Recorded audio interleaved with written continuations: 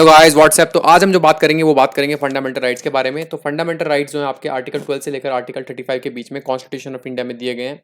और मैं आपको बता दूं कि आपके पहले काफ़ी हिस्टोरिक पीरियड में जाओगे आप 1000 साल पहले, तो क्या हुआ था। मैग्ना कार्टा रिलीज किए गए थे ब्रिटेन के राजा द्वारा।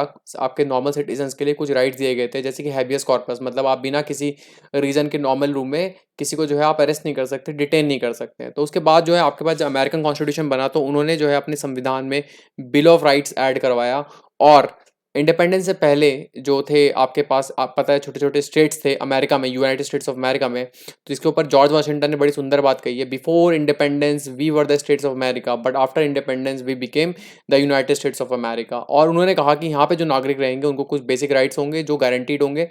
और यूनाइटेड स्टेट्स जो है एक लिबरल स्टेट के रूप में जो है स्थापित हुआ। तो जब इंडिया आज़ाद हुआ, जब भारत आज़ाद हुआ, तो यहाँ के जो कॉन्स्टिट्यूशन असेंबली थी जिसने संविधान बनाया, तो उसने भी डिसाइड किया कि हम अपने आपके जो फंडामेंटल राइट्स है वो देंगे आपके नागरिकों को। तो इससे पहले कई बार आप कह सकते हैं कि मोतीलाल नेहरू ने एक नेहरू रिपोर्ट सबमिट की थी 1928 में। तो 1928 में जो मोतीलाल नेहरू ने रिपोर्ट सबमिट करी थी, जिसे नेहरू रिपोर्ट कहते हैं, उसमें भी फंडामेंटल राइट के बारे में बात की गई थी। ठीक है। इसके अलावा जो है कराची जो आपका जो सेशन था इंडियन नेशनल कांग्रेस का, उसमें जो है 1931 में फंडामेंटल राइट्स के बारे में बात की गई थी, राइट।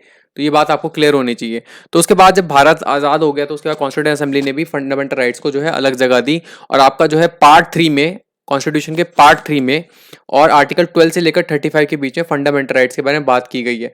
अब राइट्स जो होते हैं बेसिकली वो आपके क्या होते हैं, नेगेटिव इन नेचर होते हैं। मतलब कि जो स्टेट होता है, स्टेट मतलब आपके पास आप समझ रहे होंगे इसके बारे में, हालांकि डिटेल में हम बात करेंगे। तो जो स्टेट होता है उसके ऊपर जो है कुछ इम्प्लीकेशंस लगाते हैं, कुछ नेगेटिव इम्प्लीकेशंस लगाते हैं, ताकि जो है लोगों के राइट्स जो हैं वो क्या ना हो, अफेक्ट ना हो, लोगों को कुछ अधिकार मिले। तो हमारे कॉन्स्टिट्यूशन में जो है गारंटीड राइट्स जो है वो आर्टिकल 12 से लेकर आर्टिकल 35 के बीच में है। तो आज जो है सिर्फ इंट्रोडक्शन की बात करेंगे, तो सिर्फ एक फटाफट लाइन में बताएंगे कितने राइट्स हैं। तो आज की डेट में जो कॉन्स्टिट्यूशन ने हमें राइट्स दिए हैं वो सिर्फ 6 दिए हैं।